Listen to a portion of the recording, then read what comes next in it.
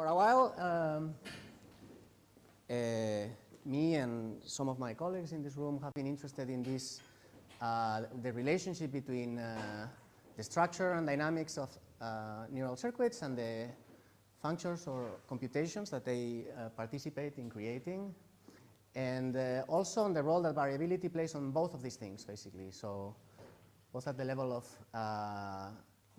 what the system is doing, things such as probabilistic inference that we've heard about today, and also at the level of what kinds of circuit structures give rise to the variability that we observe. So although actually now in my lab we're mostly focusing on this aspect, today I'm going to tell you more about this link down here. So I'm going to tell you about some mostly data analysis and a little bit of modeling that we're doing on spontaneous activity recorded from the somatosensory and auditory cortex of rats, which are anesthetized with urethane. And some of you might know that under urethane anesthesia, you get these transitions spontaneously between a state where you have these high amplitude, low frequency fluctuations, which are called up and down states. I'm showing you here a raster of around 100 simultaneously recorded cells, and this is the instantaneous population firing rate. And you can see that there's periods where everybody's firing and then everybody's silent, etc. And then the network transitions to another state where the firing rate is approximately tonic. And this is the state that we've been more interested in because even though it seems more boring, it's actually, or at the time theoretically, it seemed like a challenge to understand how was it possible that a network of cells that are recurrently connected with large connections and with high probability of connection could sustain this basal activity. So we took this as a kind of modeling exercise of under which conditions very simple networks of excitatory and inhibitory cells randomly connected could display this type of steady firing rate. So the idea is if you had, for instance, two inputs and each of them had a given firing rate, was the network capable of outputting a firing rate that had similar level of noise as the input, okay? And again, the challenge at the time was that we were trying to do this in conditions where any particular pair of cells shares a significant fraction of their inputs. And everybody's intuition, including our own, suggested that sharing inputs would lead to correlated fluctuations. So we convinced ourselves that this is not the case for these simple networks and that they can in fact do this. And I'm not going to go about this because it's relatively old work. But I want to emphasize something that came out of this work is that even though the network activity can be tonic, which means that the mean correlation across all these cells is very small, it turns out that the fact that there's shared input has a consequence, and the consequence is that any particular pair lives in this distribution of correlations, which is and has a magnitude of correlations that is much higher than the average. Okay? And so it has this stereotypical shape where it looks like it's centered at 0. It's not actually 0, it's very small, but it looks like it's centered at 0 because the standard deviation is higher than the mean. So then we looked for this in these two states, and indeed, as one would expect, in this tonically firing state, the distribution of correlation looks similar qualitatively to what these simple models predict. And this is kind of where we stopped at the time because we were kind of happy that it looks wide, so not only it looks at 0, but there seems to be something on the tails. And since then, we've spent some effort, and that's what I'm going to tell you about today, looking at actually the structure of the correlation matrix, not just the histogram of correlations. So this is the correlation matrix for one experiment, and we've tried to reveal whether there is any structure in the correlation matrix in a couple of different ways. One of them is through something that we call the correlation similarity matrix, which is just the correlation coefficient. It's a matrix whose element ij is the correlation coefficient between rho I and rho j of this matrix. Okay? So when you compute that, you get this capital R matrix, which has, of course, the same size as this other one. And then here we focus on one neuron, which is the one that has highest positive and negative elements. Okay? So if you look at the values of this row, for instance, they're high. Some are close to 1, some are close to -1. And then what we do is we just sort these elements, and then we replot the matrices according to this sorting, and then you reveal this kind of structure, which at the level of the correlation matrix has neurons which are positively correlated here and here. So there appears to be some gradation where cells are more positively correlated when when they're close to one edge, and they're negatively correlated across different edges. And this structure is even enhanced when you look at the pattern of correlations of two particular cells. So you actually learn something from doing this, which is that if you look, for instance, at row 25 or something like that, when you look at the correlation matrix, all the correlations seem very small. So you might think they're noise, but when you look here, you realize that they're not noise, because the pattern of correlation of one cell with all the other ones down here is very similar to up there. Okay? So there's another way in which one can reveal the same kind of structure effectively. This is just doing PCA. So one does one finds the eigenvectors of the covariance matrix, and the typical result that we find looks like this. So basically, there's one eigenvalue that stands out. The amount of variance that is explained is not very high. It's typically something between 5 and 10%, but it's clearly different from the noise. Okay? So there seems to be one linear combination of the activity of the cells that carries most of the structure in the correlation matrix. If we look at how much each neuron contributes to this first principal component, then we can also sort cells by their first PC, by the loading or the contribution to the first PC, and then we get the same kind of structure as before. Okay? And you should note that the distribution of these first PC coefficients for each cell is also kind of symmetric, and that's going to turn out to be important. Okay? So you see here is 0. So there's some neurons that contribute positively and some neurons that contribute negatively. So this, as I said, is generic. These are 8 experiments, and assessing the statistical significance of this effect is not, we're trying to figure out what's the best way to do it, but since it's a big effect, I just show you the raw data, and you can see yourself that generally this is the case. This is a little bit of an outlier because there's 2 dimensions, but generally the structure fluctuations in spontaneous activity lie along 1 dimension. Okay? You can also see this kind of just with your own eyes. If you take the average activity of the cells on this corner and the average activity of the cells of this corner, we kind of high pass the spike trains because this is spontaneous activity, so there's kind of fluctuations at all time scales, and we want to be able to isolate one particular time scale. And then if you can distinguish the blue and the red, you should be able to see that, for instance, at 100 milliseconds, you get this clear anti-correlation between these guys and these guys. And look at the size of these fluctuations compared to the black curve, which is the same procedure to the mean of the population. Okay? So the mean, again, the same story. The mean population activity is very small, but there's substantial structure within the mean activity.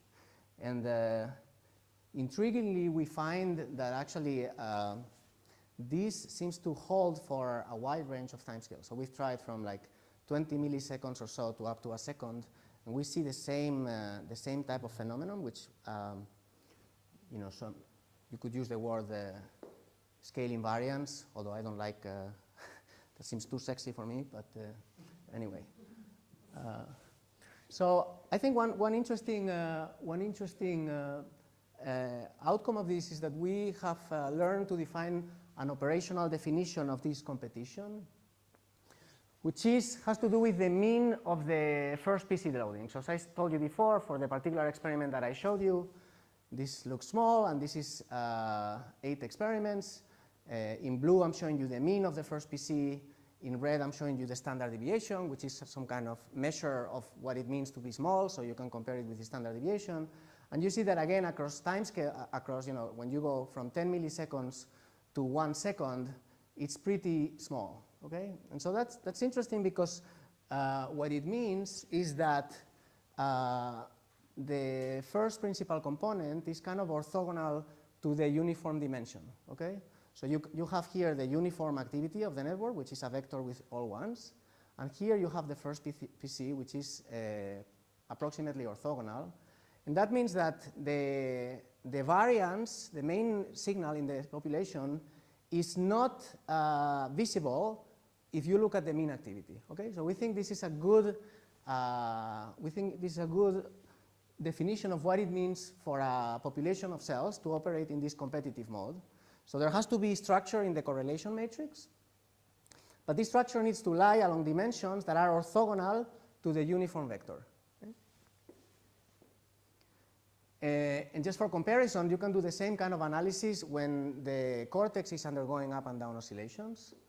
And you see that actually when you do the principal component analysis, you again see one main dimension which captures all the variants, but the matrix is very different. So here you have mostly positive correlations, and the PC loadings are centered at 0.1. There's no negative ones. Okay, so it's very different from the structure from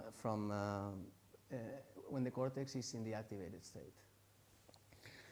So one thing we were interested in understanding, of course, is whether this type of structure appears naturally in the kinds of simple excitatory inhibitory networks that we had been studying before.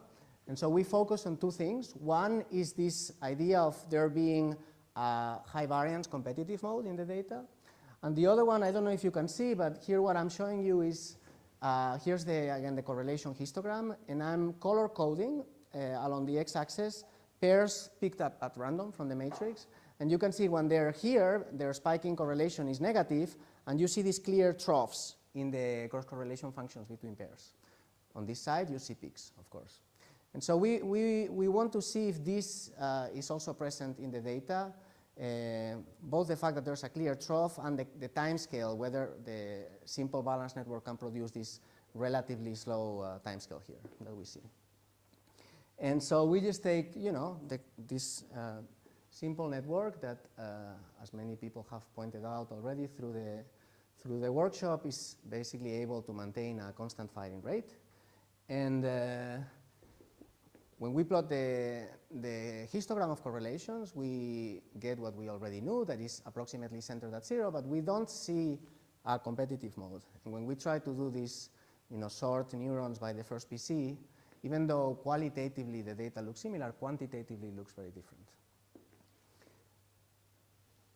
Also, when we try to do the same type of analysis of looking at the cross-correlograms of cells which are on the inhibitory side of the histogram, even if we restrict the analysis to inhibitory pairs, which are the ones that are more strongly correlated in this case, you see that it looks qualitatively different from the data. So first, they're much faster. Second, they often have this peak, positive peak at 0 frequencies, and that's because for those of you who study these kinds of networks, they kind of ring. So there's like a fast synchronization at fast timescales that is very difficult to get rid of. And also you see evidence, sometimes you see a trough, but it's usually accompanied by a sharp drop, which is evidence of a monosynaptic connection. So cells which show strong negative correlations are usually linked by an inhibitory connection, which is not generally what we see in the data. So, okay, so then the random network doesn't do it. And so we've explored the first candidate that everybody would think of, which is this competitive structure where instead of now having just one population of cells, we say, okay, let's consider two populations, and then we allow the possibility that cells within one population are connected with a different strength as cells between populations, okay?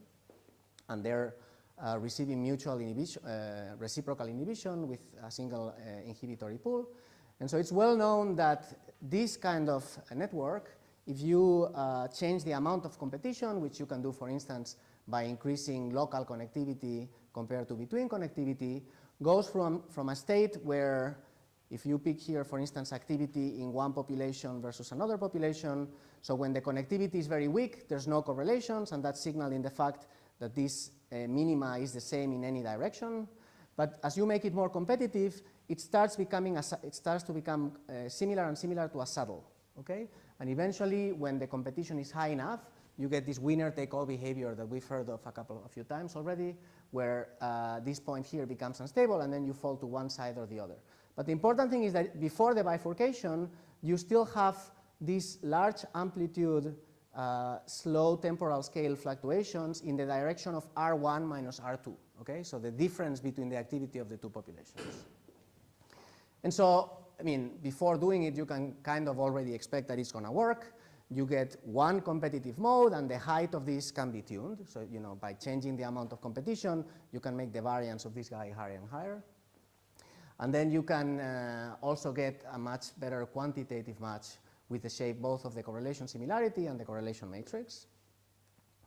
If you look at the time scale of this effect, it seems to match the data much better than the randomly connected network. And this is, you should expect it from here, because as I said, in this model, there is an intrinsic and very robust relationship between the amplitude of the fluctuations and their time scale, okay? So when these fluctuations become big, these negative fluctuations, they also become slower, and that's a robust conclusion. So it seems like this kind of competitive mechanism accounts for some features of the data. I'm going to show you something that it doesn't do. For that, I'm plotting in this axis PC1 loading, okay? So this is all the neurons that we have from our 8 experiments, and I'm plotting for each neuron. The x-axis is whether they contribute positively or negative to the first PC. On the y-axis, it doesn't matter so much. It's some measure of the area under the center of the autocorrelation. So it's something that measures burstiness, if you want. If it's high, the neuron is more bursty. And the point is that triangles are pyramidal cells, and blue points are putative interneurons. So as you know, you can try to tell fast spiking interneurons from the shape of their extracellular action potential. And so we've done that for the data, and we find that clearly, again, most inhibitory cells, or putative inhibitory cells, lie on one side, okay? So that is different from this symmetric competitive model. And I think this is interesting, and I think we need to have a better, kind of more generic understanding of different ways of generating competition. And also, for instance, one thing that I think is interesting is whether this association between large-scale fluctuations and slow fluctuations is universal, or whether you can get competition where you get high magnitude fluctuations which are also fast. And that's something that we don't understand yet. Okay, so the last thing I want to tell you is most of the data that I showed you is from somatosensory cortex, and we don't have evoked activity, but from the auditory experiments, we have click data. So the rats listen to clicks every few seconds. And so we can start to get some sense about how the structure that I showed you in the data during spontaneous activity relates to the responses of these neurons. And so this plot shows all the PSTHs from 100 simultaneously recorded cells. I think it's very nice, because it shows you that there's enormous diversity, but look at this black curve is the mean. So the mean across all neurons is remarkably constant. You get a little blip for something like 50 milliseconds after the click, but the really cool thing is down here, you know, like especially in this part, the mean goes exactly back to baseline, but the standard deviation doesn't. So this dotted line is the standard deviation, which means that there's stuff going on still, but it has the property that the excitation, the excess excitation and the excess inhibition cancel, even at the level of the PSTH. Okay? So that's something that is different from what I've been telling you before, because I was talking about correlations. This is PSTH. So on top of this cancellation that we've described between positive and negative correlations, there seems to be some kind of cancellation at the level of the mean. So this, you know, the other day we were talking about the extent to which when you play an input, you get a big transient. In this data, it seems like you get a relatively small transient. And so in order to try to see how this relates to spontaneous activity, I've done a simple analysis. So this is one neuron, okay? It's a trial raster. So each row here is one trial, and this is the PSTH of the cell. And this other curve here shows you the correlation of this particular neuron with all the other ones, sorted, okay? So it's positively correlated with these guys, is negatively correlated with these other guys. Now what you can do is you can plot the PSTH of all the other neurons in the same sorting as here, and you see that there's this very clear structure.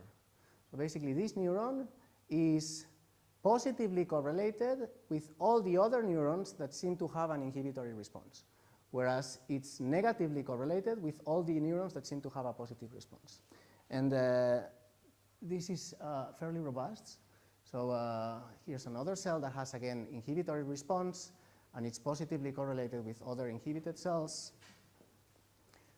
Here's a cell that has an excitatory response, and it's positively correlated with other cells that have an excitatory response. Correlations are computed from spontaneous activity. Yeah. And so the kind of structure that emerges is one that we've seen a few times in the workshop, and I think it's a very generic finding, and it points to positive correlation between signal and noise correlations. Okay, so you have cells here which are positively correlated, and those cells happen to have similar tuning properties. Okay, in this case, in our data, we get clear negative correlations. This seems not to be the case in the primate, where you get weaker correlations but not negative. In our case, these correlations are negative between cells that seem to have different tuning. Okay, and so this is another example of this behavior. And I think most of the correlation matrices that we've seen comply with this generic feature. And so to me, this is kind of it's a puzzle, because I guess I asked a question the other day raising this point, but it's exactly the opposite of 5 minutes. Yeah, I'm almost done. Of what you would do if you were designing a system that is using these neurons in an efficient way. So, for instance, we know this model where you have some kind of decision variable, which is the difference between the activity of cells that have opposite tuning. So this is kind of a computational scheme for how would you wire up neurons with opposing tunings in order to get a decision out of them when they have ambiguous inputs. This is the kind of structure that is efficient in terms of representation now, not computation. And you again see these two cells have negative signal correlations, because when one fires more, the other one fires less. And the way to represent information more efficiently, if there were correlations, they should be negatively correlated with the signal correlations, right? But that's not what's observed. And so I just want to end with some speculation. So it's, there was recently this paper, which I like quite a lot, which studies coding strategies. So basically, you have a network of cells. In this plot, just 2 cells. And they investigate the question of what is the optimal connection that you should use between these 2 neurons or a network of neurons if you want to represent inputs efficiently. Okay, so you have, in this case, these 2 cells receive this one input, this one another input, and they can be correlated, say. And you want to know how to connect them in order for the distribution of activity between these cells to represent the input distribution more efficiently in the sense of mutual information in this case. And the clever insight that these guys had was to study this problem as a function of the noise. Okay? So these cells can be fairly deterministic, or they can be very noisy. And you can also think that this noise is coming from some input outside. Okay? It's not very important that the noise is intrinsic, even though in this network it's intrinsic. And what you see, the result is here. So here I'm plotting on the x-axis input covariance, and on the y-axis noise. And what you see is that when you're on the low noise regime here, then what you get is a tendency for the network to decorrelate. And this is a strategy that has been noticed for a long time, especially near the periphery, where it has been assumed that an efficient coding scheme is basically to have different neurons to be as independent from each other as possible. But that only is the case when, yeah. Sorry to interrupt here, but it suddenly looks like you switch your definition of correlation. You've been talking when actually... No, so here, wait. The notion that decorrelation is good is about signal correlations. All the work about decorrelation is about and how decorrelation helps is signal correlation. It's actually... We're talking about noise correlation. It's actually, well, there's no correlations here. Here is just the coupling. Here we calculated signal correlation and noise correlation.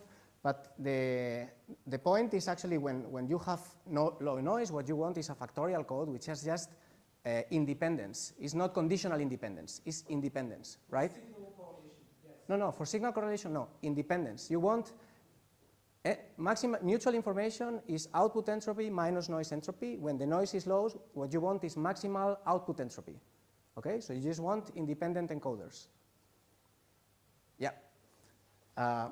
We can have the discussion later. In any event, the interesting part is not down here, it's up here. So the point is that the coding strategy reverses when you go to the high noise regime. And there, what happens is basically that the couplings between the cells tend to enforce the input. Okay? So if the activity of the cells is fairly stochastic, then when the neurons are when the input tends to positively correlate cells, then they also tend to positively correlate each other. And so from this plot, it's very easy to calculate signal correlation and noise correlation, and you see that in the high noise limit, again, you get this positive correlation between both, whereas it's reversed in the low noise limit. Yeah. So I think another complaint about that study, which is that they essentially ignored the possibility to adapt the forward weight. Yeah. Here, there's no forward weights. Right, and it seems to be, I mean, so at least if you think in terms of efficient coding like Oldhouse and Beard and so on, you optimize the forward weights, and it's an easy way to get rid of the correlations. Yeah, but I guess and I would agree with them, what they're trying to do is exactly play a different game, which is how do you wire up a recurrent network? There's been tons of work about how to wire up the feed-forward weights. But there's been very few studies which have studied how to optimize connections in a recurrent circuit. Right, but the only concern I have is that similar to studies in stochastic resonance, if you put constraints to your network where the only possibility to make the neurons more independent is to introduce noise, is from a designer perspective very bad idea, right? So you rather want to use the opportunity to adjust the weights to make the network different or But this solution actually doesn't promote independence. That's I guess the point they're trying to make is that in this regime, what you get is some kind of attractor dynamic. So it's not like it's trying to reach a factorial code, which is the optimal solution when you have low noise, but it's trying to promote a redundant representation. So right, but I guess what I would say is that you get much higher mutual information between stimulus and response if you allow it to optimize the power. that's fine, but you don't think there's like room after that is done? You don't think there's room for optimization of the recurrent connectivity? Yes, then you don't want that redundant noise there. Why not? Well, we can, I guess. Because you got rid of the noise of the correlation already. Okay.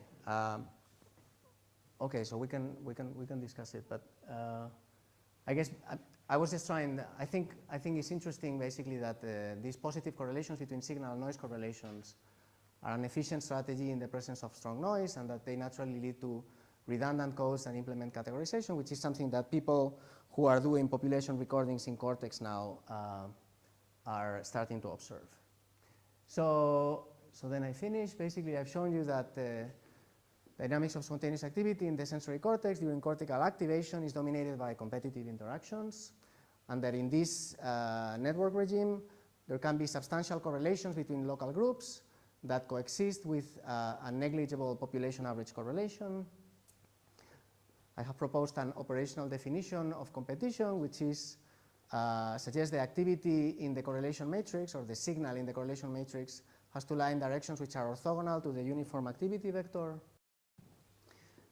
We've shown that randomly connected balanced networks do not display a high variance competitive mode, but that it's relatively easy to get this in simple models of competition, for example, through this pitchfork bifurcation. But I think we need a better understanding of possible mechanisms underlying competition, and for instance, to understand better this amplitude timescale trade-off. And then finally, in this data, we see this generic phenomenon of a positive correlation between signal and noise correlations, and I would like to explore the spontaneous activity from the Champalimaud cortex. So why two?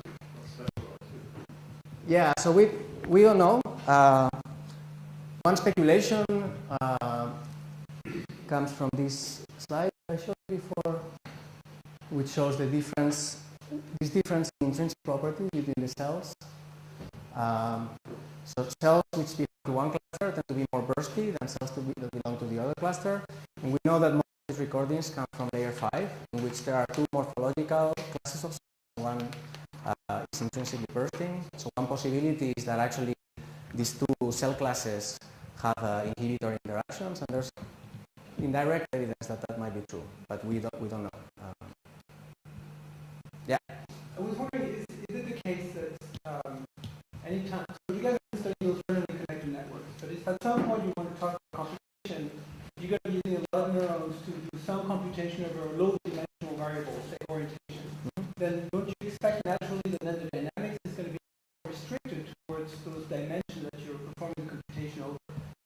The message here that in fact you can't, so for instance, you take a Ben Yishai sample of orientation selectivity, and my guess is that indeed most of the variability in that network is going to be very low dimensional. It's very attractive. Yeah. Right? Is that basically what you're moving toward? Is you're saying, we've got to move away from this randomly connected network, structured one that do computation, and then we're going to find that can explain what you see in the data? Yeah. So the random network is a good machine to generate a firing rate.